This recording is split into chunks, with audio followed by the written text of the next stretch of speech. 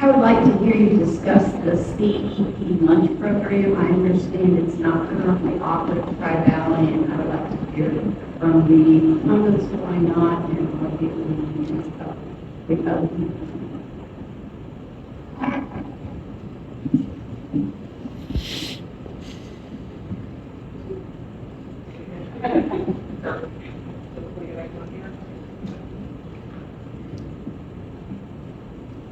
So we currently do not participate in the CEP program. For those of you that don't know what that is, that's where lunches, breakfast and lunches are provided free to the district, to all students. And we do not currently participate in that program. I mean, that's been the decision of our administrators to not participate, mainly because of the financial impact that would make. If we were to participate, it would require us to pay out of pocket, out of our general fund. The estimate, and I checked the math on this, it's about $400,000 that it would cost us per year. That would have to come out of our general fund to ensure that every child could get a free lunch. Now, keeping in mind that it's always been the case in our district that if any family is experiencing or is can always get a free lunch or breakfast or a free or reduced if they fill out some free and reduced lunch paperwork. That's always been in our district. At least it's been there as long as I was a student 35 years ago. So it's been there for a very long time, and that's not going away. And any child or any family that feels like they cannot afford to pay for lunch or breakfast and fill out that paperwork. It's even on the menu, like the lunch menu. I'm just looking at it at my house. That it shows the price of lunches, and if you feel like you're in need, you can always sign up at any time for that program. So, but the main issue, and our operations director goes through all the numbers to figure out if that's something feasible for our district, but it would cost our district in the neighborhood of $400,000 per year. So we have to consider that, if we want to implement that program. Of note, West Muskingum also does not participate in that program. Franklin Local does, but I think it costs them in the neighborhood of $100,000 per year out of their general fund to provide that.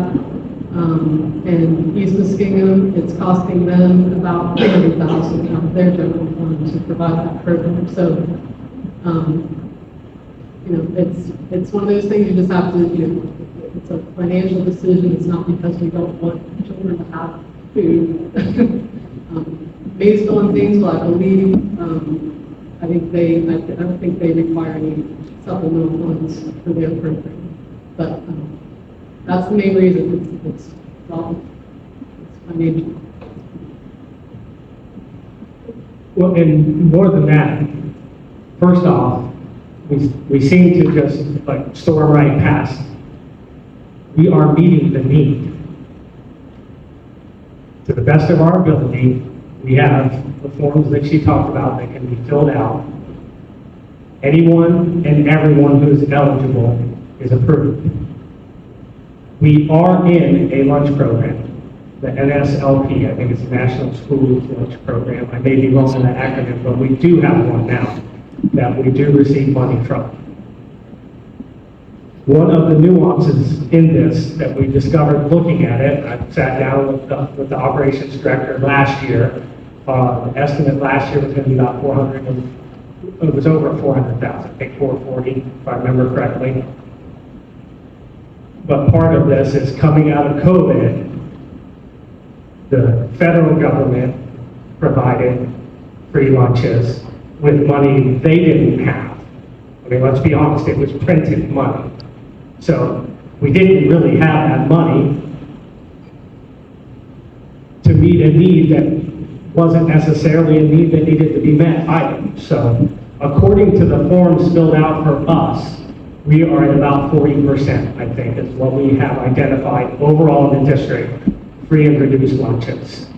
So 60% of our kids, this is this year's updated from talking with Craig, 60% of our kids are able to pay for their own lunch. It's not wise financially to take $375,000, which I did confirm, yes, we can't transfer that from the general fund.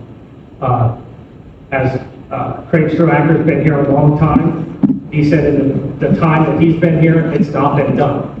We've never had to transfer that money before. The other thing is the bait and switch sometimes happens with the federal government. The 40% that we've identified, if you go to sign up for the CEP, we can't use that number. You have to use the number that they say your percentage is. They say we're at a little over 29, not quite 30%. So, right now, what we're getting from the federal government for lunches is in the range of $900,000. It was a little over 900. If we go into the CEP program, we're now feeding every kid, including ones who don't need a free lunch, and they're going to reduce what they give us by $400,000. Again, not wise financially. It's not wise for me to say to you taxpayers. We have a lot of staff that live in the district as well too. Now, all that said, I can tell you honestly, an environment like this it's hard to speak, it's hard to be natural, it's hard to be comfortable, and I know that I'm nervous, so how can I say all that and not come across,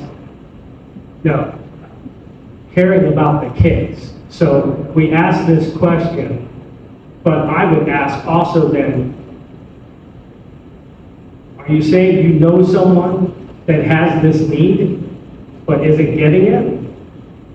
Because that's up, we talk about communication, that's got to be communicated so we know. I also asked that question, and what was told to me is that it's our desire, if a kid comes, they don't have money, we're going to feed them. They may not get a lunch of that day, they may get something that's going to be a less financial costing offering. The thought process, that thought process, fine, that doesn't matter. They're going to get something to eat. They're not going to go hungry. And we have had situations even where it's gone all the way to where we can recognize and see that the need is there definitively enough that we have actually filed the forms for them. So it comes down to if you know it, but we don't. Because I can sit up here and I can promise, yeah, we're going to feed every kid. We're going to feed every needy kid. The fact of the matter is, I can't identify every single kid. It takes the help of the community to know that. So the CEP program, comes back to what I said earlier. There's a bait and switch. If we enter into that program, they're going to reduce the amount of money versus what we're getting right now for food service. I don't think that is financially wise. To the best of our ability, from everything that the district is doing, everything we're doing through operations, we are meeting the need the best that we know how.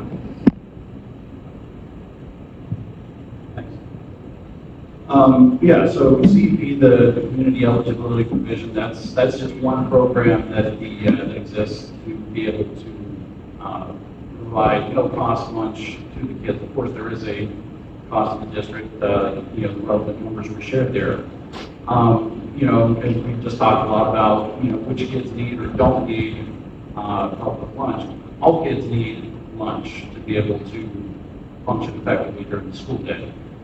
And when we talk about financial need, I'm very sensitive that, again, we use the resources of the district wisely, but I also believe how we spend our time and how we spend our money are the two best reflections of our values, both as individuals and as the district. And yes, I absolutely believe that every eligible kid that their parents signed up, filled the forms in, everything, they're being taken care of. We know a lot of instances where parents don't fill in the forms. There's a lot of stuff that comes home at the start of the year. everything. But beyond that is eligibility. And, you know, I was looking at that form today, and I looked at the eligibility table. And in a four-person household, so 2 parents working, 2 kids in school, if those parents are making $14.42 and working full-time, they do not qualify. Now, I want, you know, my consideration there is that is not a lot of money. That equates to about $60,000 on an annual basis. And if you make $60,000 as a family of 4, you do not qualify. And I know a lot of people that both parents are working, and they are just above that bubble. You know, whether or not it's financially responsible, that's a discussion we need to have. But it's a discussion we need to have. I think, again, talking with the community, this is something that's very important to everyone. And if you look at the population that we have living in Tri-Valley, this would total up to about $25 a head to provide school lunch to everyone. And there was a study done actually with the state a while back, and I think it was minimal. I honestly forget if it was $25 or $50, but from all of the working people, you know, if we consider it as a tax, a payroll tax, whatever, but just that small amount per head would provide free lunches for every kid in the state. And that's part of our responsibility as a school board too, is to engage in advocacy and lobbying with the state government to push them in the directions that will benefit the schools and benefit the children therein. To answer your question on I am for it or not, personal opinion, yes, I am for it, but my opinion is we talked earlier that within Tri-Valley we have 4 districts and we have the richest districts, not including all the ones in between. Everybody's gone over the numbers. Yes, it's going to be, if we had that discussion, at the cost to the district. It's definitely worth a discussion. I know, I agree with Mr. Davis, you know, we've seen stuff on social media that's not always positive, and that's true. But I know somebody brought up this program on social media the other day, and I was reading through the comments, and there was a staff member from one of the elementary schools who said that she was sitting during lunch, and a child had packed her lunch and forgot a drink. So she had went up to get milk, and I don't know if they were delinquent on their lunch account or what, but she wasn't able to get a drink. So the staff member asked if they could use their child's account to pay for it, and they were told no. Again, this isn't my personal experience, it's just something I was reading. So I think it's a remote, and that's sad. And we have, to be completely honest, to be completely transparent here, I applied for it. I think in this economy, everybody's having a rough time. We got denied, which is perfectly fine. But it was worth a shot, and I know there's a lot of parents that have pride and don't want to apply for it, and I encourage all of them to apply anyway, it's okay. But I think as a school board, we need to step out of that and see what we can do to make sure all these kids are being productive.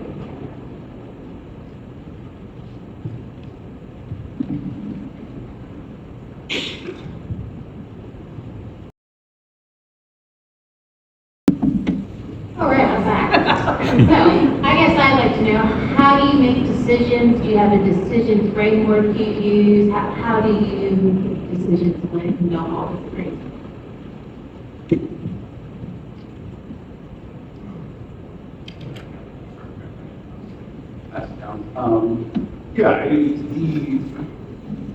I think that's something that gets misunderstood about the world a lot, whether it's a school board, a nonprofit board, a corporate board. You are individuals, we're elected as individuals, but we work together as a team. There are absolutely going to be times where there are 5 individual opinions in the room, but at the end of the day, how do you move forward? That is, you take a vote. the vote goes this way, it goes that way, and it's really up to the group to then support that kid behind that, to present a unified vision, unified voice to the public. That I really do strongly believe that. And I say that too. I've been in a minority before. It's not a great place to be, but the operation, the function of the whole is more important than any one member. And that's why it's, again, important to have strong interpersonal relationships and transparency both among board members and with the public, so they know and you can have confidence that when a decision is made, it was, gone over, it was discussed, it was beaten up at the necessary level to get the right spot.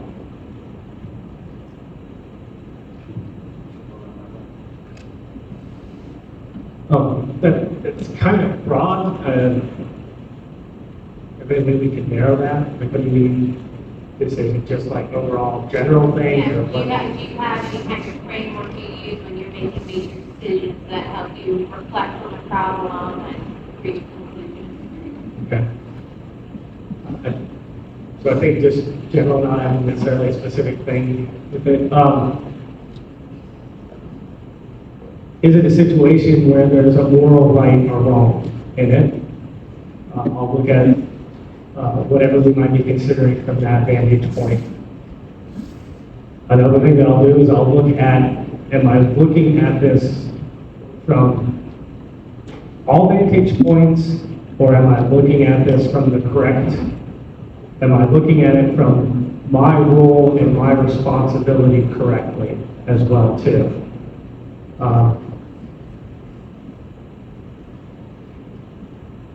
We talked a lot about,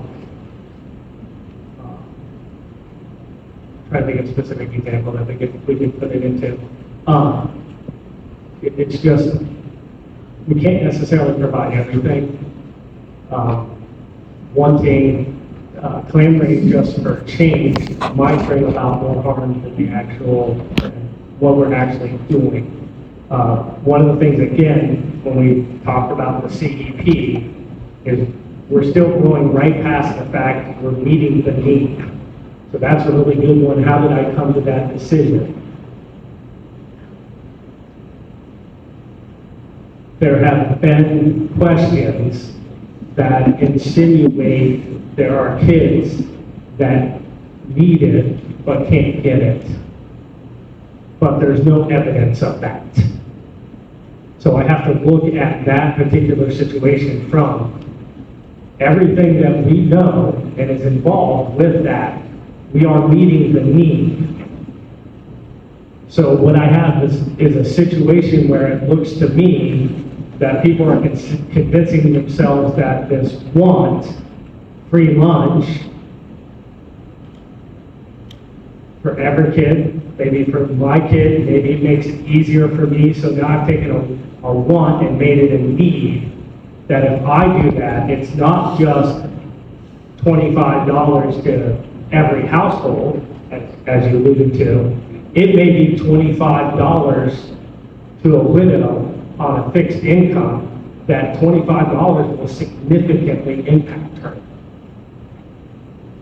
That is someone who cares about those kids. That's someone that I'm sure you could take a kid to her house and she'll feed that child.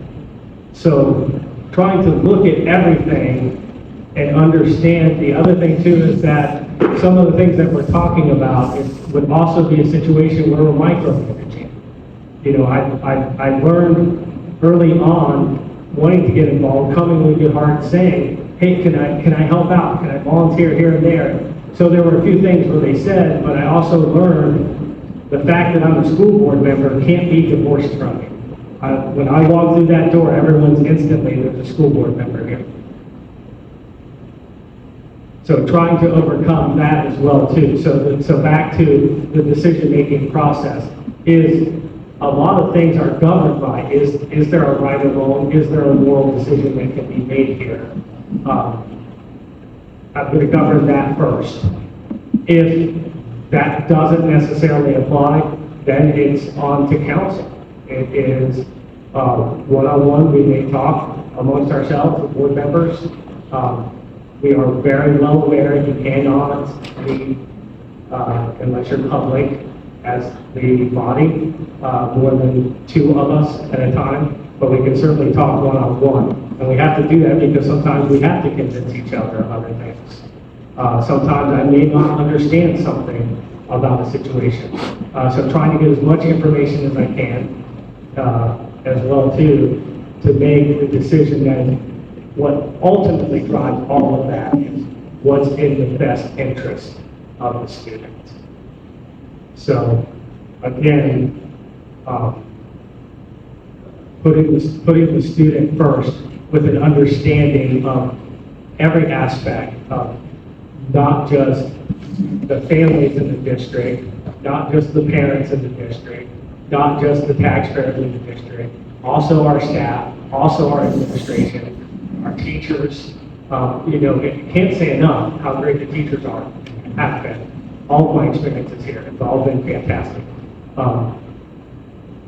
So probably rambled on enough about that. I don't know. If any other questions, we'll certainly reach out to me, please.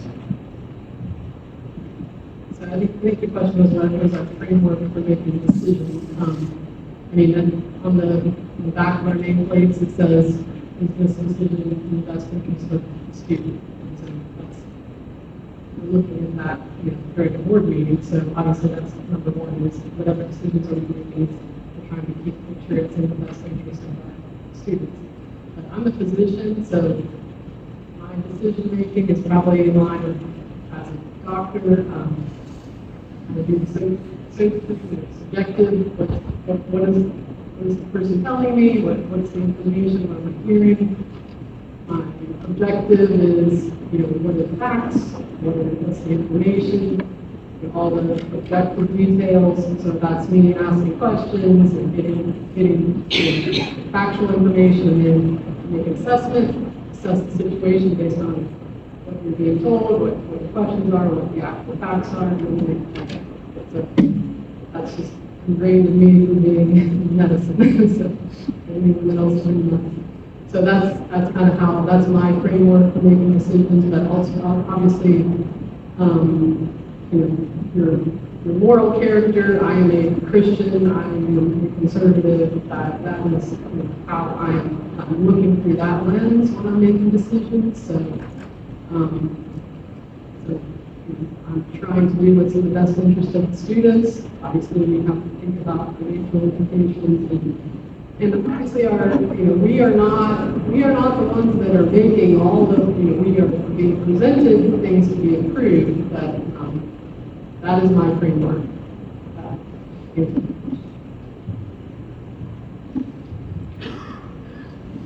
Okay, so I'm sitting here trying to think of the best response to this, because I guess it depends on the scenario. When you break it down, basically you're trying to get all the information you can from all sides. So if it is something like the free and reduced lunches, you're obviously trying to think of the students first. And then you want to take in your community input, your staff input, does everybody want this, does everybody need this? There's a lot of factors to try and play in there. I think it's important as a board to make sure we bring all those views together and respect them and see if we can come to a common solution respectfully to do so. Same thing if we have an issue with discipline, whether it be from discipline of an employee or a parent concern or something, well then you need to go get all sides of every story. I ran into that this year. I had a concern with a staff member and I couldn't get any answers. Next thing I heard from that staff member was the board wasn't going to be being a volunteer this year. It totally skipped principal and super went there. I was confused, so I reached out to the board, had to back down a couple steps. Nobody ever reached out to get me to get my side of the story, but I backed up. We ended up all having meetings and getting all sorted out, so it worked. But we need to make sure that we're getting all sides of every story and seeing everybody's point of view on everything.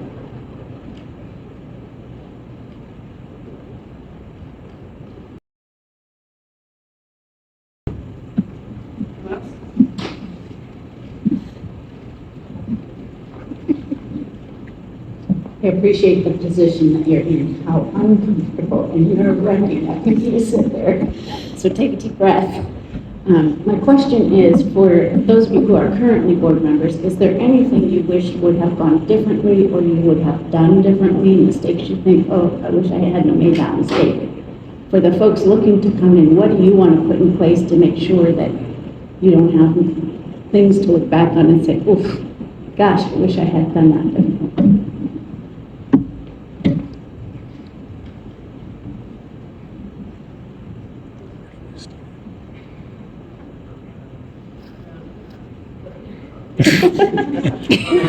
There you go. I think that's a really interesting question. We're all human. We're going to make mistakes. That's about the only guarantee I know of.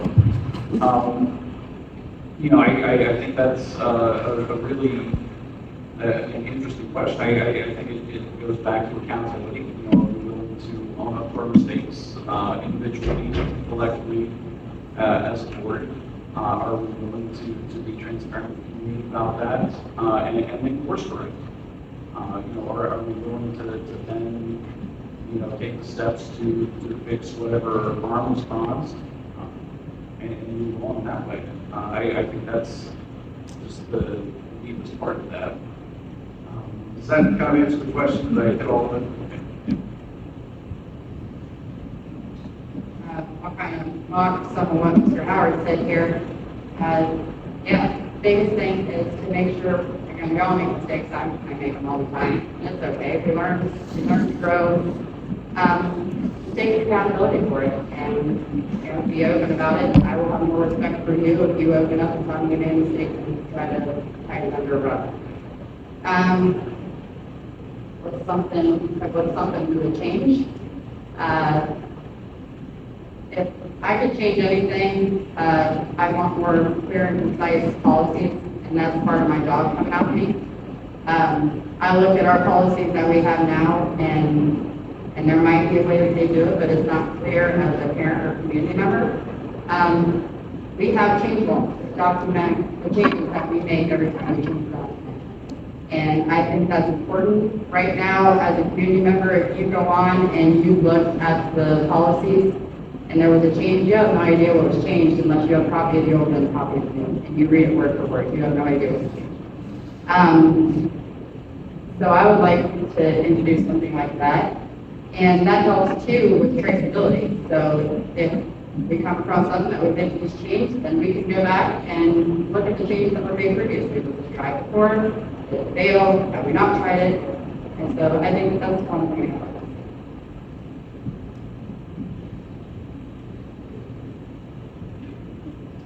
So,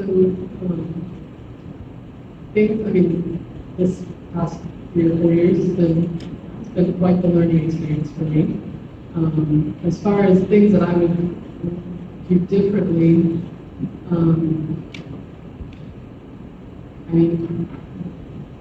there was a time when I got it was in April of 24, when I got 30 emails from all of these different people asking why are we doing X, Y, or Z, which I was like, I have no idea what any of these are people referring to, because most of it was not true. And I said that I was going to respond to every email. Anyone that sent me an email, I was going to respond to that and try to communicate, try to give and I realized that it doesn't really make a difference. So I spent hours and hours and hours responding to every single person's email, and I quickly learned that blew up in my face because everyone emailed me back and told me it was awful. So not to say that I'm not going to respond to emails, but I got a lesson that it doesn't necessarily matter what you say or how you respond. But so I learned a lot about just being in a public position and I would prefer just to talk to people face to face. So email is really not the best way to communicate with people because you can't get the correct tone, you can't get the correct, you have to back and forth and clarify what you're trying to say. So even though, so that is a very valuable lesson I learned in this position, and you almost get, if you're going to get elected, you'll learn that. So that's the one thing that pops in my mind. Is, I just trying to handle the public. I don't like social media. I don't.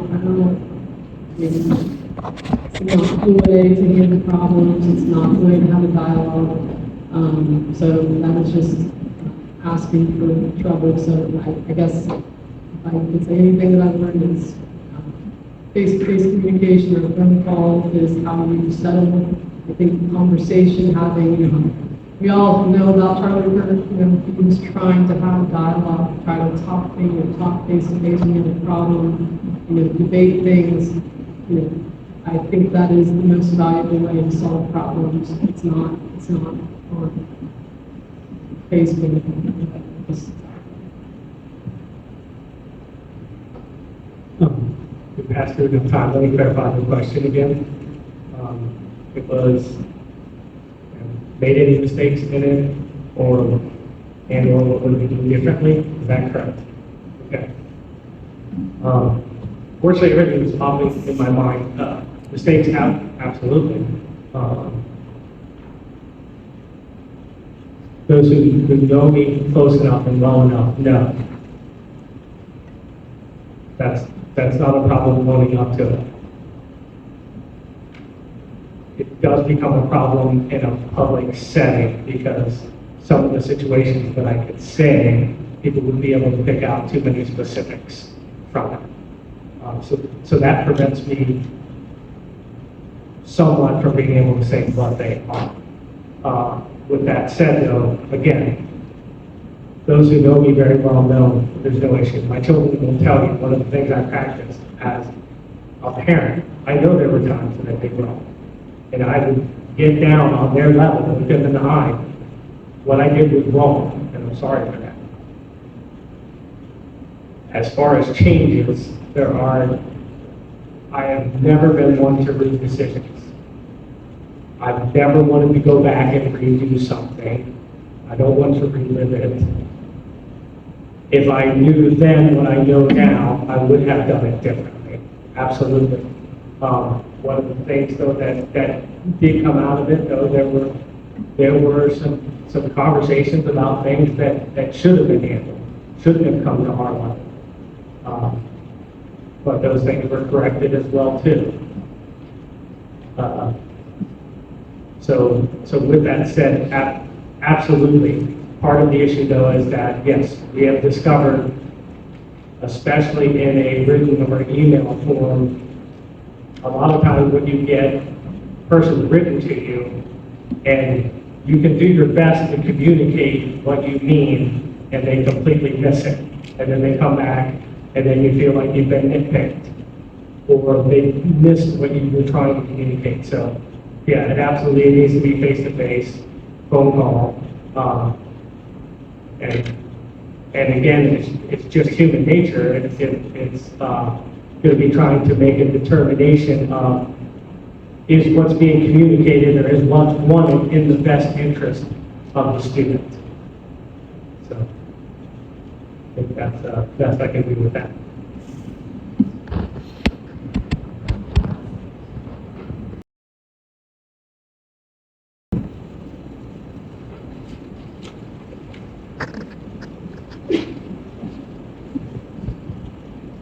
How we doing? I'm a 01 private valley graduate, and my son's a fifth grade here at Nashport. And I've attended quite a few of these forums, and just a couple things that I've not really ever taken away from any of these is one is beautiful in the Tri-Valley, which said I was a Tri-Valley graduate. I'm in that same education. It's wonderful, it's phenomenal. I know that for my son. he's got it, and can't be happier about that. But a couple of big concerns is number one, open enrollment. You know, Nashport's already added on once. You know, what's that going to look like in the future? My son still has 7 more years in the district, and I'm sure other parents kind of feel the same way. You know, what's it going to look like a few years down the road? Number two is my mom's a retired teacher. And we kind of felt that growing up too. You know, teachers do everything they possibly can, and I hear from you guys how wonderful they are, but what are you doing for them? I remember going to Walmart and stores with my mom, spending our own family money on supplies for the classroom. I see some other parents here, and I'm sure they're all the same. That beginning of the year school visits keeps getting a little longer and a little more expensive. I hear the district in good financial capacity. This is something that can be done to help offset some of these concerns. So I have a couple different questions there. And it seems like we concentrate on things that we don't need to, politics or whatever, we're here for the kids. Try to give them the education we had growing up. So I guess big concerns, open enrollment, what are we going to do about overcrowding, making sure the teachers have what they need to be able to do what they're doing phenomenally.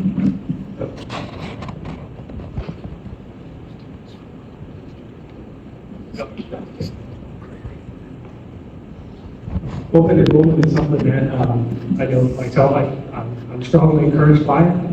Again, a little bit, maybe I should have started with this, but a little bit about me.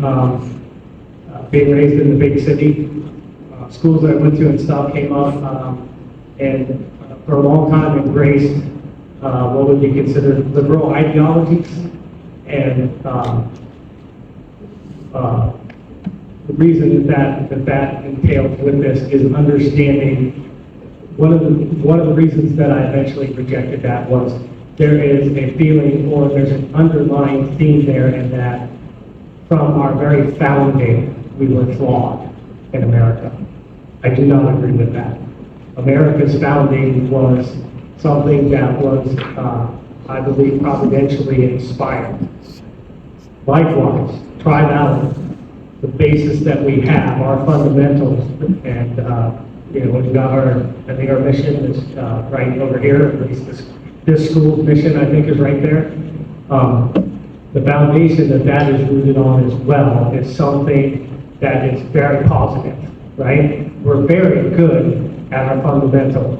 We don't always achieve it, absolutely not, but no one does, right? No one achieves what in their mind is perfection. You strive for it, but what makes you good and what makes it attractive is the fact that you come starting believing that what you have in fact is very good. Like I said, I believe tribality is the best amongst Kingdom County. Hence, people open enrollment. I support that strongly. I want to see us continue. To the best of my knowledge right now, it's not been brought to our attention that we're in any sort of capacity constraint for open enrollment. I think that we could even accept more. I believe, unless I'm misspeaking, I might have to refer to Mr. Ford, but I believe our policy is such that once you start here, you can remain. You can go all the way to graduation. That's something that I strongly support as well too. So the fact that we are very good, even from the core, even from the beginning, is what attracts people to us. What was the other part of the question? Teachers. Doing everything that we can there. Again, that's something I would have to defer to the administration. It would be my hope, my desire that we are getting them everything that we need. Again, there's I'm sure that there are teachers that buy stuff for their classes, right? My question would be, are they actually required for the curriculum? It's what they want for their students, and that's fantastic. I'm sure that we can help out there, and we would support that as well. I would support that, I should say. And then I know, sorry, I can't quote specifics on it, but I know the last contract was one of the largest raises that we've given in a while. I know that we tried to maintain things sensibly there. But we did try to do our best to give as much as we possibly can. We looked at that. I know that I've seen in the 10 years that I've been in the district, when times have been plenty, we may not have necessarily been able to roll them into contracts, but we've done, for lack of terminology, I don't know what we called it, but it's something similar to like a bonus, you know.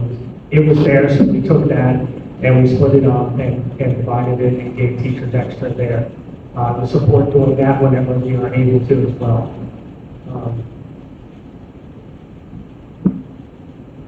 I think that probably an answer there. Okay.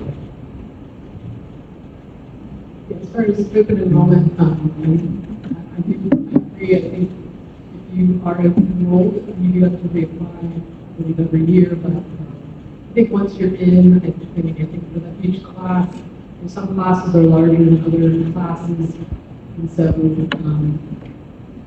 usually once you're in, you're good to go. Our biggest constraint is the middle school. The middle school, we have 4 elementaries, Nashport. We did have to make an expansion here because this is the largest elementary school. Dresden is near capacity, but Adamsville and Fraserburg are not at capacity, so there's space. It's just that when people open enroll, a lot of times they want their coming from Zanesville possibly.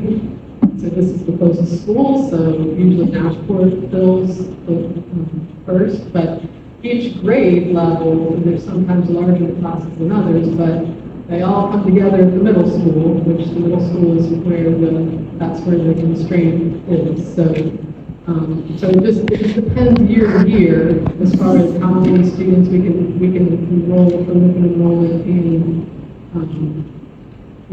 what grade levels the kids are in and where they want to attend. But, in our high school, because the kids all go to Student State and CCP, we have room in the high school, but the middle school is where the constraint is. As far as teachers, I think we are one of the best as far as paying teachers. I think our contracts are better. I don't speak out of turn, but that's my understanding that we are one of the better paying school districts. And as far as school supplies and the cost of school supplies, I'm sure that is very difficult for the teachers to feel like they have to provide the supplies for the classrooms. I know when my children were in school that some of the teachers would have an Amazon wish list that people could go and, donate to their classroom and help offset some of the school supplies. I mean, I feel that the school supply lists that go out are tremendous. I do think, I know there's ways in the community to help offset that. I really can't speak to that as far as what's going on in the classroom, what the needs are. But I think we as a community can help and provide some extra school supply to those that can, or sometimes ask to donate more. But I don't know how to offset that. It's not really something that we as a board can do something about. We are in a good financial position, but that, as far as your questions about open enrollment, I think there are years where we've had to. I think there's probably times when I don't really know exactly how many we have to turn away each year, but for the most part, we do welcome in open enrollment. We do take a lot of, I think it's around 300 kids per year that we bring in open enrollment, something like that.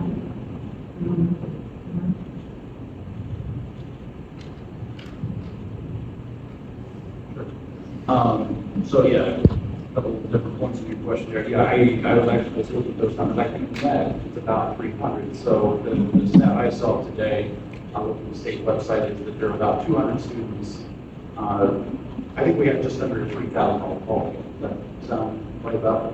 So I think there's 200, again, of course, that state website that's open enrolled out of Tri-Valley.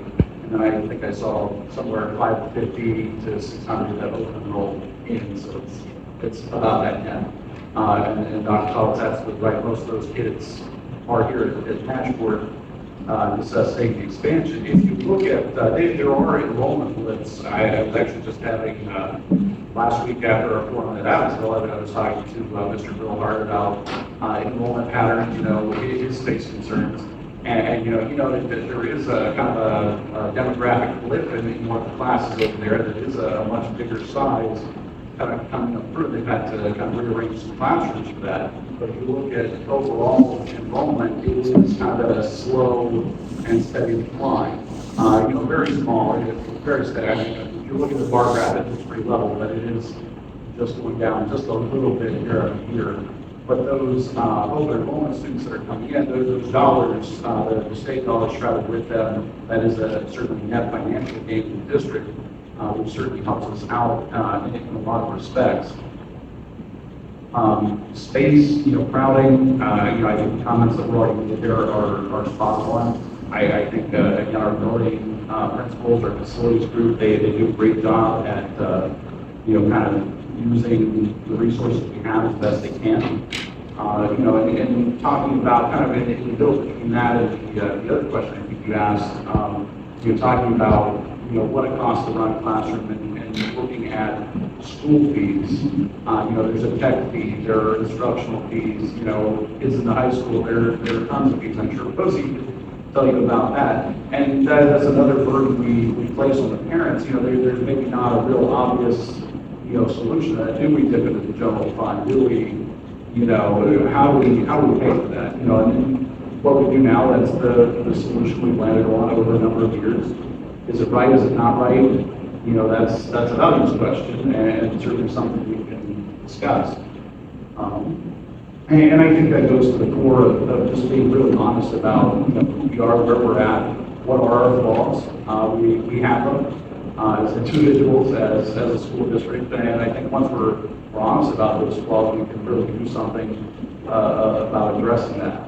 And at the same time, we absolutely do shine in certain areas, and we should be out there trumpeting that to anyone who listens. Teacher support, that's an interesting one to talk about teacher pay. Certainly, back when I was a senior at Tri-Valley High School, I was excited to go to college that fall. I was going to study chemistry and secondary education because I wanted to be a chemistry teacher. Or naive me. I ended up in accounting, and I'm very happy with my chosen career path. But I talked to my teachers back then, what's it like being a teacher? What's it pay? And our pay scale back then certainly was the highest in the county. I think if you looked at it on average now, I think our average teacher pays somewhere around $66,000, again, according to the state website I pulled up. That depends on tenure, education, all of that. But I think you find that's pretty average. All the county schools are kind of in a fairly tight range. I had done some research on this though, and if you look at a school like Zanesville, their average pay, again, I think was fairly similar, but they reward education more than they do tenure. Whereas if you look at Tri-Valley scale, it rewards tenure, specifically I think it's once you go to 15 or 20 years, more than it does necessarily the education aspect of things. So I think that's something we would certainly work closely with the teachers union on. What serves best the teachers we have here now? What helps us recruit new teachers? What helps us retain the teachers we do have? I think there's a very it's very easy to draw a line between teacher experience, teacher tenure, teacher longevity, and effectiveness in the classroom. Do we have a large cohort of experienced teachers as well as a pipeline coming through to replace them? And I think one of the things, if you look right now, we do have that cohort of very, very experienced teachers, but then we also have a lot of new teachers. I think the stat I saw was 10% of our teachers have 2 years of experience or less. So, we kind of have what seems to be an empty middle there. So how are we addressing that? How are we filling that pipeline to, again, best support the staff, best support the students? As far as open enrollment, I guess I'm not very well versed on that. We do get financial gain from that, which is important. I guess it takes a conversation to make sure that we're meeting the student to the teacher ratio and make sure that all students are getting their needs met. That would be a priority, to make sure we have space, that's one priority. As far as teachers, I agree, we have some of the best here. Not just teachers, janitors, cooks, bus drivers, everybody. And they do, I get what you mean, they ask for long school supply lists, they ask for donations throughout the year. And it's hard. Our classroom, we donated snacks earlier this year, and they're already asking for more donations. I don't know about how much they use, that's great. But it happens. We do have some good programs in our community that help out a lot, and it's one of them. I know they do back to school stuff. They help out kids throughout the community. They do dinners and stuff like that. I think they've donated to some of the teachers within some of the elementary schools, some supplies and stuff like that. I'd like to see us maybe have a conversation, see what else we can do to help out the teachers. Some of it is curriculum based, and I can see that some are just, they want to do the extra stuff. But that is a lot of what has made Tri-Valley South over the years, going that extra mile. So I think we need to help them as much as we can. So if we could offer some kind of financial incentive or limit those out-of-pocket expenses, I think that would help a lot. Some of the other things I would like to do for our teachers and staff in general is to create channels of feedback. Let them have input on our budget priorities. Let them see where we're at, and let's get their input and see what their ideas are.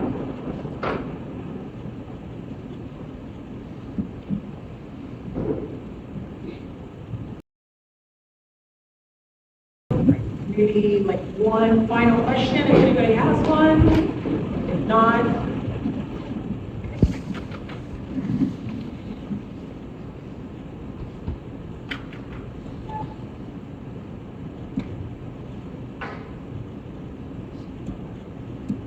so I know you talked about earlier about arts programs. You have those drum club, color art, and doing so, you've got a very specific set of students lost to it, basically proof of acceptance sometimes. Are there any real good plans or anything in place to get those two programs back up on their feet and going?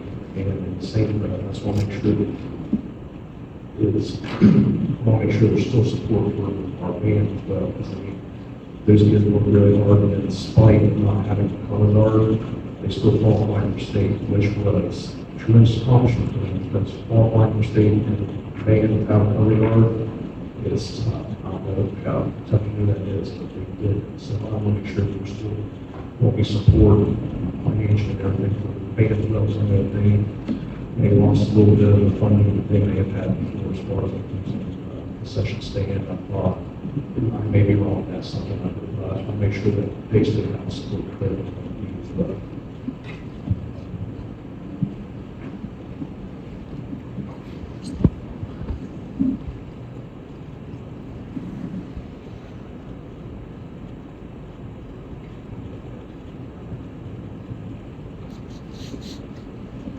So, I don't know how much you know about me, but I graduated in 2005, and I was a band member ever since 5th grade. I joined in the marching band when I was in 8th grade all the way through my senior year. So band, color guard, all the arts hold a special place in my heart. I'm not sure what the current plan is for these programs. I know at the beginning of the season, we did have a color guard instructor lined up, and she was ready to work with kids, and then we got notification from the band director that she was denied by the board. She has no idea why, we have no idea what happened there. So we lost a lot of kids. We lost quite a few kids that went to Zanesville. We lost a couple that went to Charleston, just because, and that's just color guard, just because that opportunity was taken away. Drama clubs, same way. I know we have a lot of drama kids, and you're right.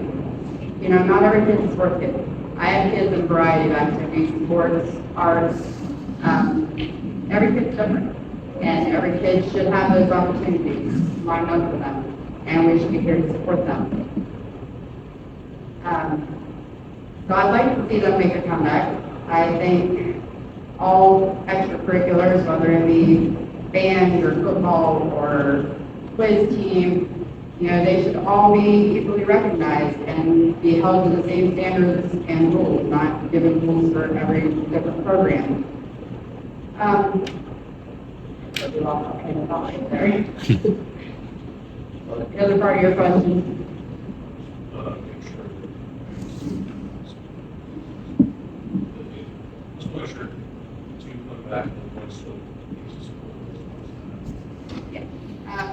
I'm totally in support of the arts. The support needs to be there from all sides. I know there's some hard feelings on some of the uniforms they wear. It needs to be a conversation instead of a public humiliation. These kids are a part of our district, and when they come out on Friday night or Saturday, we should be cheering for them just as much as we cheer for the football team.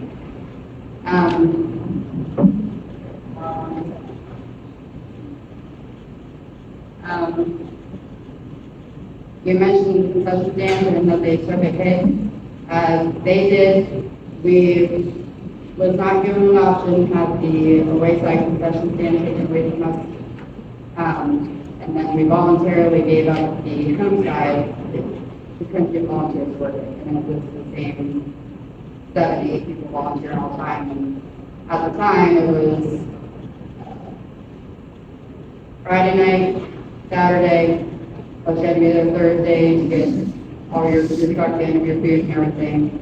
So it was about 3 to 4 days a week, and then, you know, most of our volunteers work full time, so it's hard to get somebody in there to be able to help with that. So those volunteer issues, those boosters did try to get rid of it. Time went by, we ended up starting bingo, where we was, after a couple months, we started making profit.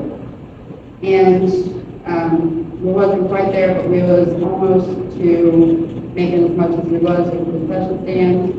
And for whatever reason, the officers and the directors said they wanted to get rid of the bingo. So now we're kind of back to square one, trying to figure everything out. But you know, the boosters are working really hard, the parents are working really hard. These kids are special. They had a heck of a performance on Saturday night, and you are correct. I don't know how much any of you guys know about band, but when you're competitive, there is a rubric that they've graded on. And one of the rubrics they've graded on is visuals. And we think the color guard hurt them significantly. And that's okay. It's not saying it can't be done. Kirksville just qualified for their second or third year in a row, and they don't have a color guard. But I don't want to see us be like that. I want us to see us have the opportunities for all these kids. Yeah, a lot to unpack there. You know, when we talk about all of our extracurriculars, it's important to remember just that they are extras. They're the stuff that's beyond the academics. That doesn't mean they're optional. It's the spice that gives flavor to life, right? You know, I was never in a band. I had about 6 weeks playing football in fifth grade before I realized it was not for me. Now, I was part of the quiz team. I was one of those nerds. And it was great to have a spot I could shine in. And we did really well, and you know, that was great. But I think it goes back a lot to, again, a question of our values. How do we spend our money? I think if you look at the history of those programs in the district, if you were to take a poll of the families and the residents in the district, those are important things. They all cost money to run, whether it's football or band or color guard or what have you. Those all cost money. You know, there might be some money coming in, but they all cost more than they provide. So again, it's a matter of our priorities as a district. Are we willing to put the priority there and you know, have the staff, support the staff, be transparent about how we're and engaging staff, engaging volunteers, you know, being honest about the money it does take, you know, to run these different programs. And what I've found in a lot of contexts is when you're transparent like that, you're able to have a better conversation, you're able to get the support and then the financial resources or other resources, whether it's volunteers or whatever. It makes that process a lot easier so that those programs can be run, they can be efficient, and they can do well. You know, I talked with a lot of folks, heard a lot of comments that, you know, they were glad to see support from our administration at the recent competition. I think that speaks really well of, you know, some of our new staff. And, you know, it's exactly that kind of thing that we need to see more of.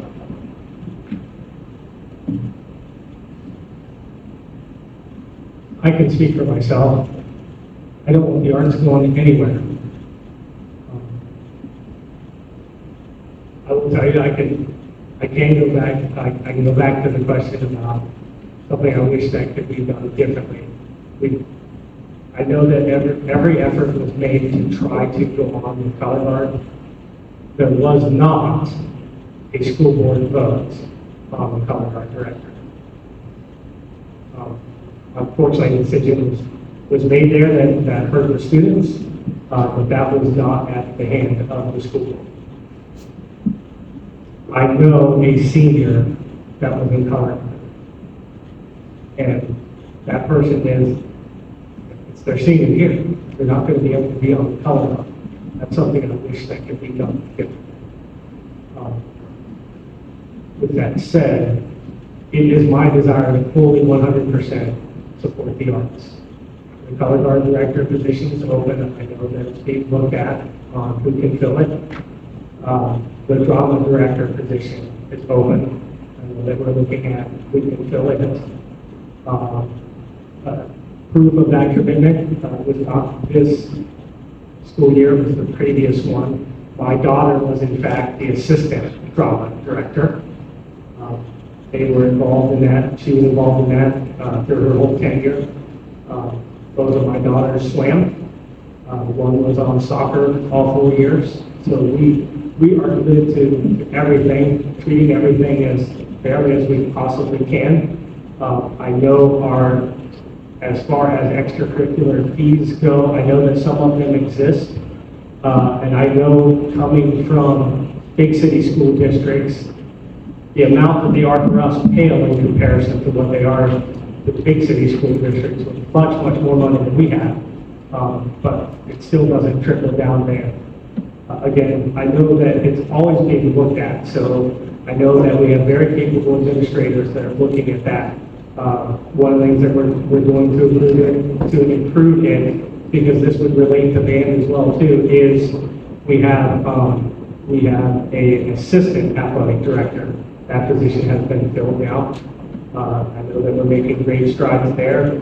We're getting a lot more on the website, on the events that are coming up. Again, working on communication there.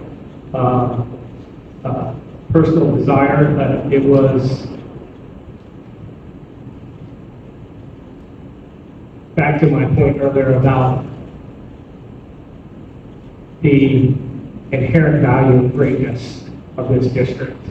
One of the things I always told my children is, what you do will never make me proud of you. You're my child. I'm proud of you. I love you, and I think you're terrific because of that. It's the same way with Tri-Valley. It is a terrific district. I think that it's great. I'm proud of our band because it's the Tri-Valley band. The Tri-Valley Classic. One of the exceptional blessings was that there was a school board member who was asked and got to announce the Tri-Valley Classic. To see their hard work and perseverance and their show looked fantastic. It was wonderful. And to be able to say the last band tonight who qualified for the state was your host band, Tri-Valley. And to see those kids just being able, I was able to share in their joy. Not live vicariously through them, but share in their joy for the hard work that paid off. We're going to continue commitment to that. Well, I'm going to say I am certainly committed to that. I believe that the board is as well. We hit some things that no one wants to choose to go through it, but on the other side, we are going to be far better off from it. We absolutely are. The kids are going to be encouraged, and they're going to go on and be able to do great things. In fact, we had a band member who made the middle, the Ohio State best darn band in the land. So congratulations to that student as well too. So fantastic things. Again, great stuff, positive things. So glad that we can be a part of it. We will get back there. We will get drama back. We will get color guard back. And there'll be the return of glory. I think that they'll be even better than we've ever been. So looking forward to that. So extracurricular activities, I think, are an extremely important part of every student's experience, whether they want to be in band or drama or sports or quiz team. So I am in full support of any extracurricular activity, including the band and the arts. At the board level, we took no action on anybody, on any color guard director. My understanding, I don't really know the details of that. That was not something that the board took any action on.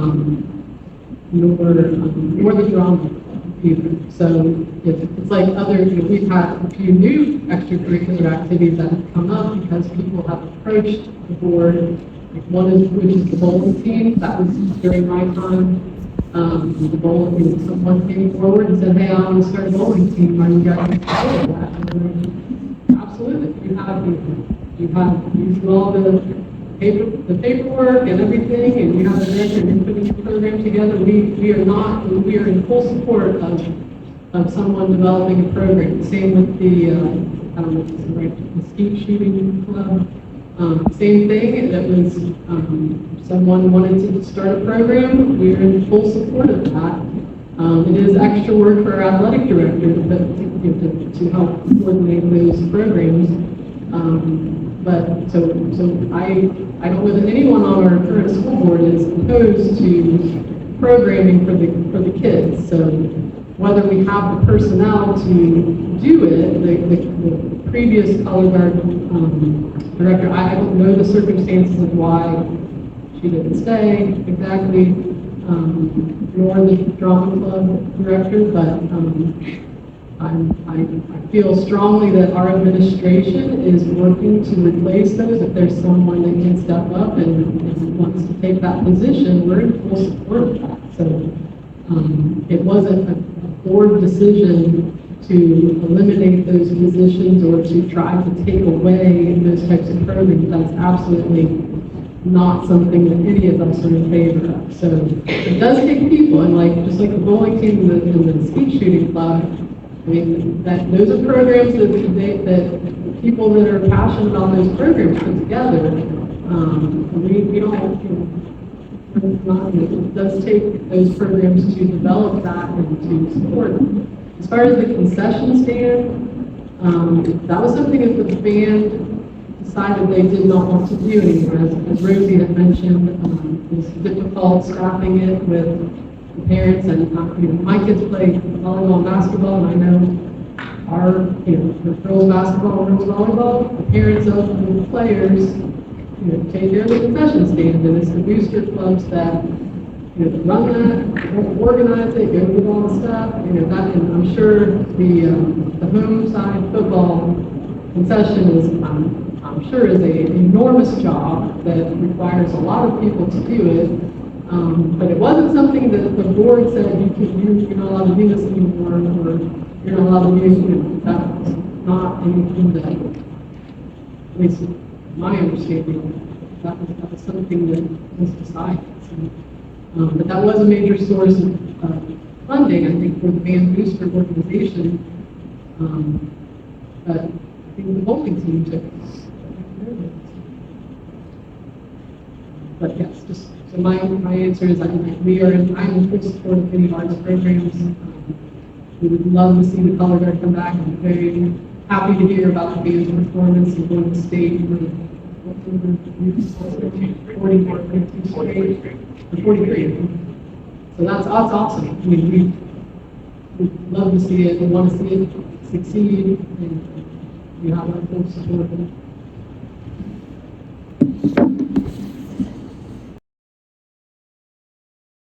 All right, thank you all for coming out tonight.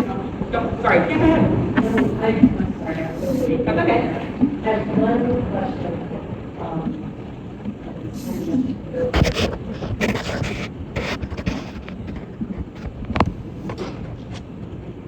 My name is Christine Holmes. I'm a Tri-Valley swim coach. Thank you all for being here. I'm sorry I'm a little late getting here. I kind of forgot. But I do have one question for this group. In my opinion, and I'm not sure if I'm right or wrong, but I think the school board's job is to set district policy, hire district leadership, oversee district budget, and ensure district compliance with state law. I think that's what I read. I noticed that two of our candidates that are running, the two new candidates, are running to increase transparency from the board, I think is what you mean, but I'd like to ask you, and I'm curious to know, what is not transparent right now? And how you plan to implement increased transparency or greater transparency, however you want. I'm just curious what you mean by that, because I've been to a lot of school board meetings over the years, because this is my 10th season being back in town. And when I go to a school board meeting, I don't think I see that. I think I see, decisions being made that relate to the things that I just mentioned about what the job of the school board member is. And then to the current school board members, I'm just curious how you effect that right now with respect to confidentiality. So I know that, and I'm not well versed on this, but like, there's FERPA, there's HIPAA, there's state law that protects privacy of individuals. And with this whole situation that occurred earlier, like, what are we missing on the school board? And so that's my specific question.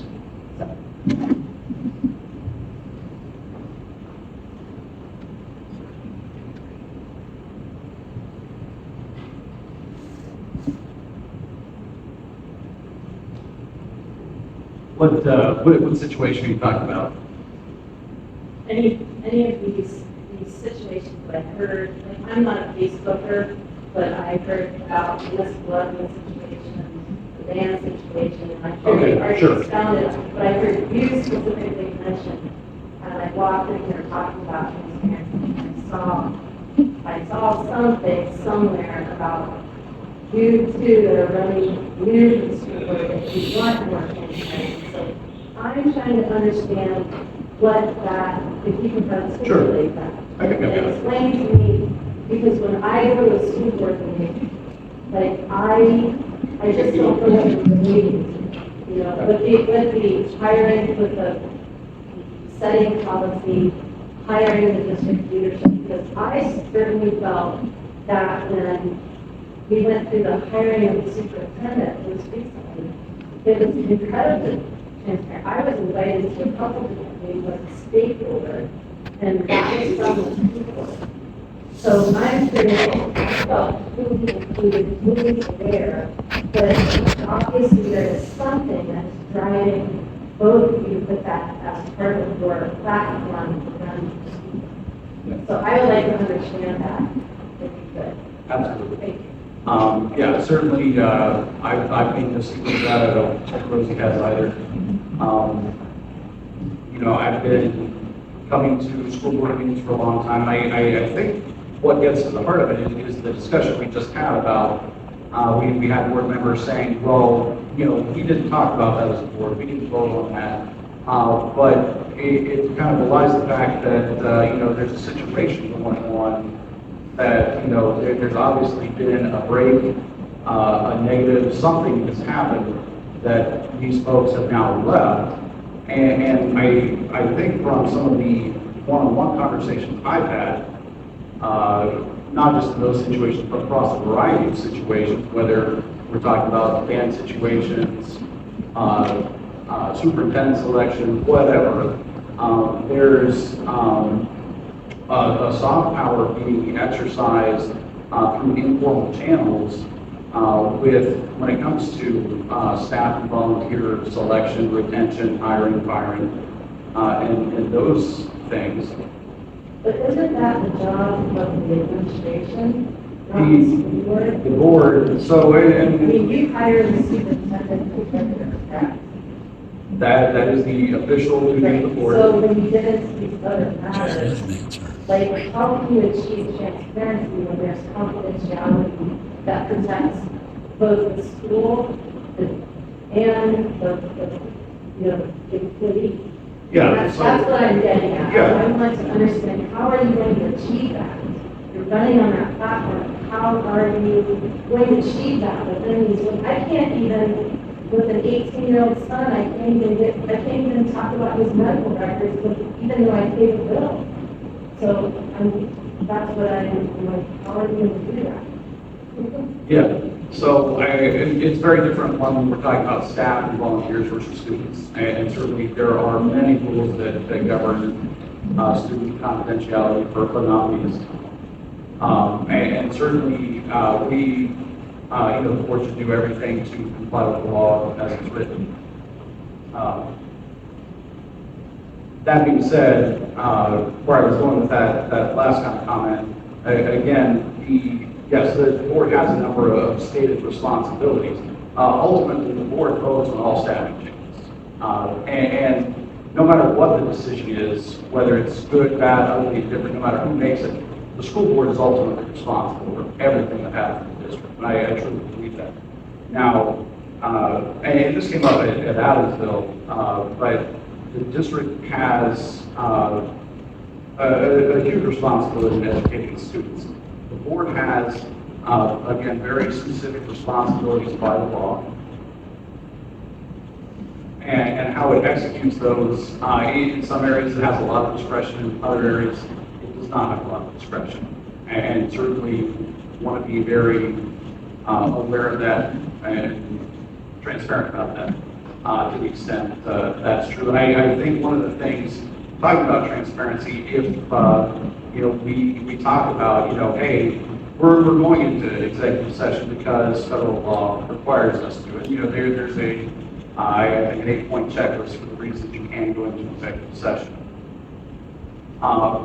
That being said, there are only, if you look at that 8-point checklist, there's only a few situations where that's actually required by law. Other times it's optional. If we talk about, you mentioned the superintendent selection process. I did have some problems with that. I'm glad you found it to be open and transparent. I was really nice, it was really nice for me to see that we did solicit community input. When the board had their discussion with that vendor who was conducting the search process, they did that in closed session. I personally believe that was inappropriate, my written law, and that was done. That's fine. And the decision was made.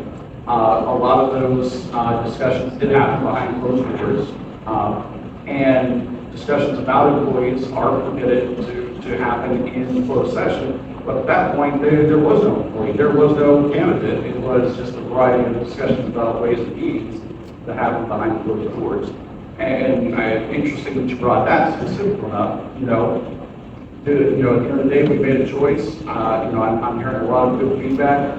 I think we've received a lot of positive signs. I feel good that we've made a choice and we're moving on with it. And I'm hopeful that as part of that change, the tone at the top is really what I mean when I talk about transparency. I'm really hopeful that that will change and already is changing. Because again, it's not so much what we do publicly, what we do in front of everybody. It's what's happening behind the closed door. What are the conversations that are happening what kind of influence are different administrators, not just the super, but all of our administrators exercising behind closed doors. I've talked one-on-one with lots of staff, and I've heard lots of concerns about, again, how our staff is supported or not supported to that. And so that's really the primary thing when I say transparency. That's a personal commitment, but that's also a desire to see the district be better. Yeah, I agree with a lot of things that Mr. Howard said here. I've never been silent about some of the reasons that made me run the whole Miss Levin thing, that's one of them. But besides that, there was a lot of back and forth with myself and my family on whether or not I should go for this for many reasons. Speaking about transparency though, as a community member or as a parent asking for transparency, we're not looking for names. We're not looking for big details. Just include us on a little bit of what's going on. When I started going to board meetings, I had no idea of some of the stuff they were talking about because there was no communication back and forth. There was no explanation of what anything is. And then it was off to executive session or whatever.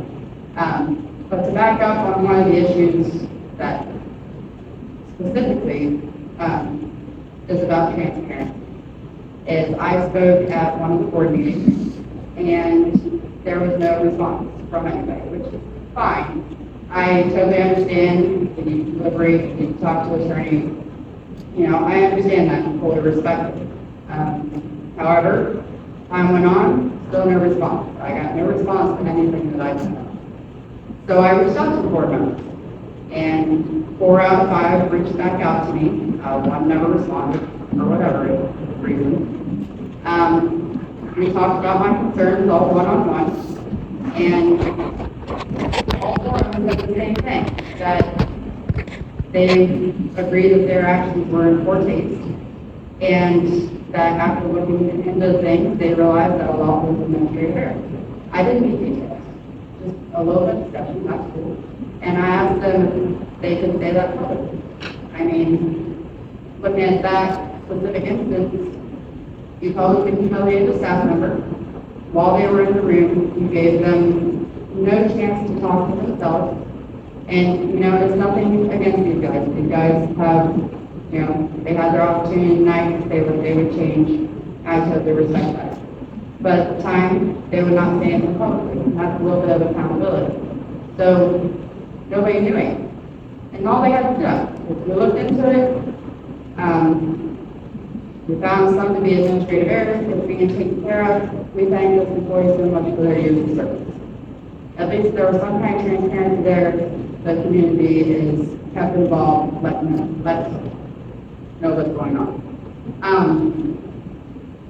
So that's my big thing, just being transparent, hold ourselves accountable. And that's just my example. There's other examples. I know there's a gentleman, I went back through some of the board minutes, there's a gentleman that has spoken many times on bullying. He went to board meetings, he spoke about it, again, no response. I reached out to him and I asked him if he had ever got a response from any board members, and he said no. He had the idea of putting out bullying prevention signs for 1 month around the schools, and nobody ever reached back out to him, saying, we can't do it, if we can't do it, something, give them something. Another one was a graduate last year spoke about the attire that they can wear at graduation. And there was a little discussion back and forth, but it basically came down to, we will see what we can find out, because this is a building decision, right? This is up to the high school principal and everybody down there. But they would find out, and that's all we heard of it. And I think as board members, if something is brought to us, no matter if it's our job or not, we should be able to go to Mr. Henderson and say, hey, did we ever get this resolved? Is there something you can report back? I understand not a lot of people show up at board meetings. When I first started watching the forums, that's what they all preached when they were running. Show up to the board meetings, get involved. And then we get there and we try to get involved and they're like, why do you punish? I don't want to say a lot of things, but some of the things that you're describing to me, and I'm retired military, but some of those things that you mentioned, like bullying, that's a policy. That's already set by the school district. It is a policy, And and so- policies are set by the board members and by. But from a chain of command standpoint, like, I'm a parent, you know, if my first line is to go to a teacher, you know, there's like a chain of command you go through. So I'm wondering if some of our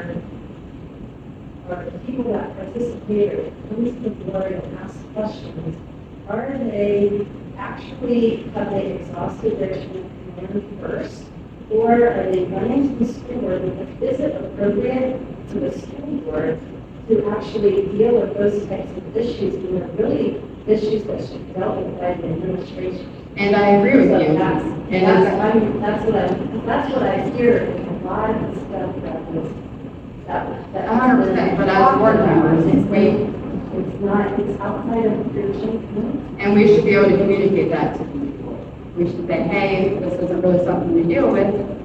You can go back down and do it this way, but we can also call Mr. Henderson and see if maybe this is not just this gentleman that's worried about this, and it's something we can communicate to, hey, this was brought up.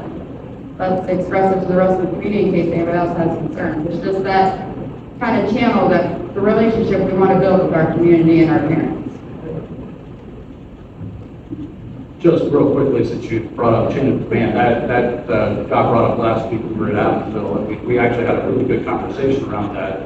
But one of the things we kind of, discovered in that conversation is some of the really public times we've had egg on our face is a breakdown of chain of command. And that's. So you just from like being a swim coach at Tri-Valley School District. I have a policy, like a short little handbook. Do you think anybody goes and reads that first? I'm serious. I have ninth grade and then I have all the parents. Does anybody read that first? It's on the website. It's in a handbook. And it's not like a voluminous handbook. It's very short. We can say it. But I'm just, like, some of these things are just like, are silly. I mean, this is probably not very complicated. But I'm going to challenge you on this because I think the most important thing that you guys need to do is to do those things that I just said. Set the facts. Push this back to the administration. Make them accountable. Make them accountable. Let them handle it. I think they can do it. Yeah, and with the bullying that was mentioned, exactly that, there's required reporting from the superintendent periodically on that. And it's, the discussion we had is when those incidents can't be handled by the teacher, can't be handled by the principal, when does that get pushed up to the super? And so, yeah, we definitely did have that conversation. Oh, go ahead, Pat.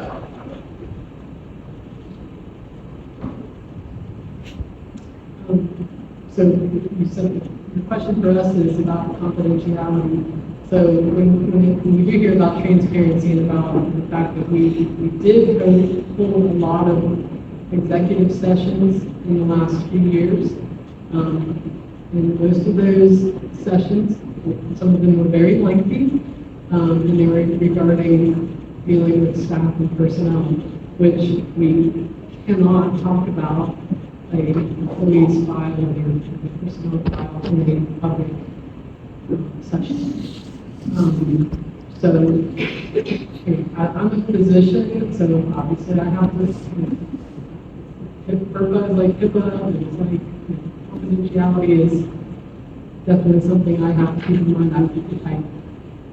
We can't identify anybody or talk about anybody's personal issues or their job performance or anything like that in a public session. So I'm hoping that people understand that we have these long sessions and we are thoroughly evaluating the situation. I mean, this is why you guys vote for a representative to represent you in that executive session, and we are, I guess, if you vote for the person that you think is going to make good decisions, that's going to evaluate the problem and the situation, and we don't necessarily make the decision, but we are, talking through the situation and then approving whatever decision our superintendent is making. So so transparency is important. Our board meetings are, they are business meetings. They are not the best place to find out everything that's going on in the district at all times. They are business meetings. We do have to go into executive session when we're selecting a superintendent, when we are hearing about a disciplinary issue with a staff or a student. They should not be discussed in public. So they're confidential. I can't talk about them now. And you guys are asking questions about a specific student. I can't tell you what we talk about. So that is very important. But and that is governed by state law. So to say that you want to have more transparency, I mean, that is a valid question. Like how you can't, everything is not being talked about in public. You think about your own, like she said, she has an 18-year-old son. She can't even get his medical information without his written consent. So yeah, it's difficult because I know everybody wants to know about everything, and unfortunately, we can't disclose all details. And when we have to make hard decisions, I mean, our superintendent, and Mr. Neal, now Mr. Henderson, I mean, it's a tough job. He's got to make some really difficult decisions that are unpopular sometimes, and we have to help make some, or approve or help make some of those decisions, and we have to evaluate the decisions we're being made. It's not easy, but the hours we spent behind closed doors, we're usually trying to work out all the details. So that's all I can say.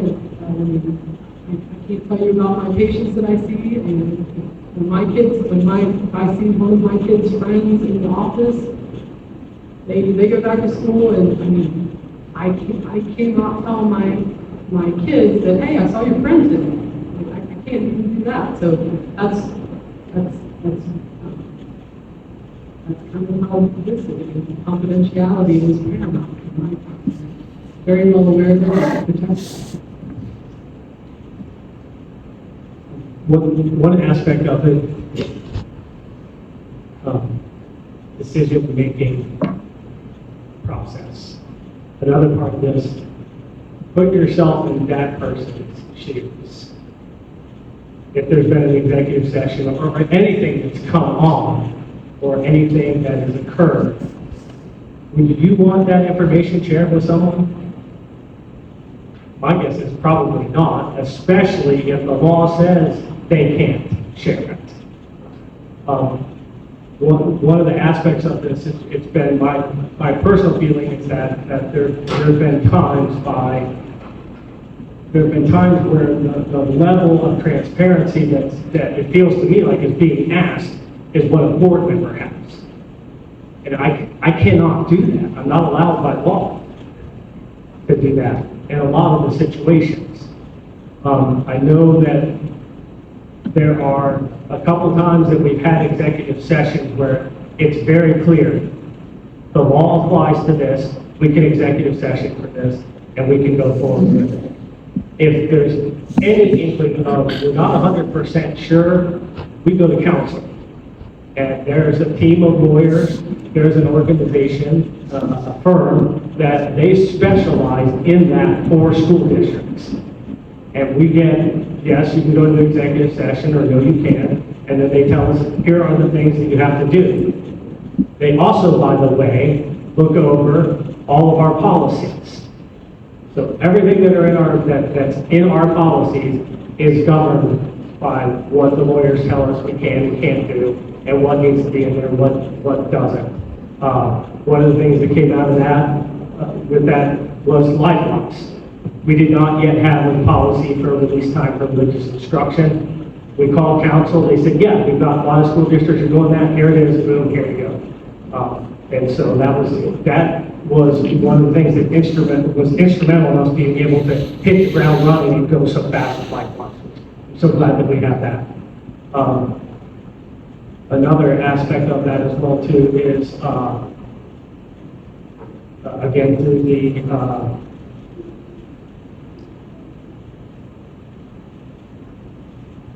transparency, communication, those things, we're always available to be talked with. A lot of times I prefer not to use email because again, it's written word, those things can be misconstrued. There's a lot of times where someone will say something and it's like, no, that's not what I meant at all. And I think it's even clearer in what I said, that's not what I meant. Sometimes there might be a time where I'm like, okay, maybe I can see that, maybe I need to clarify that better. But still, it's more of the personal interaction, right, one-on-one. Concerning the school board meetings, we recently had the Ohio School Board Association, the OSBA, who is the authority in this. There are very few school boards in the state of Ohio who are not in the OSBA. We had a trainer come from there, talked with her, she gave us a presentation, she looked at what we had and she said, yes, that is exactly what you should be doing. The minutes that you produce is what should be produced. If anyone has questions deeper than that on any of those things that you decided, they can reach out to you. And that avenue is always open. In areas where someone may feel like you haven't got back to them, it's because from my viewpoint, I've communicated where we're at. Maybe the answer just isn't liked, and we're kind of into the Abraham Lincoln quote, you can please some of the people all the time, you can please all the people some of the time, you can't please all the people all the time. So if it becomes clear that I've stated where we're at on it, to the best of what I'm allowed to do. If that's not satisfactory, there's nothing else I can do there. Is there any other part of the question that's okay? When we talk about the superintendent search, when we have that initial meeting, that firm requested that we have that meeting in the executive session. And it was approved by legal counsel. So we are always getting legal counsel to make sure that we're doing things, using those sessions appropriately. And sometimes, like that particular firm requested that meeting be in the executive session. So I'm not aware. All right. Thank you guys for coming out tonight.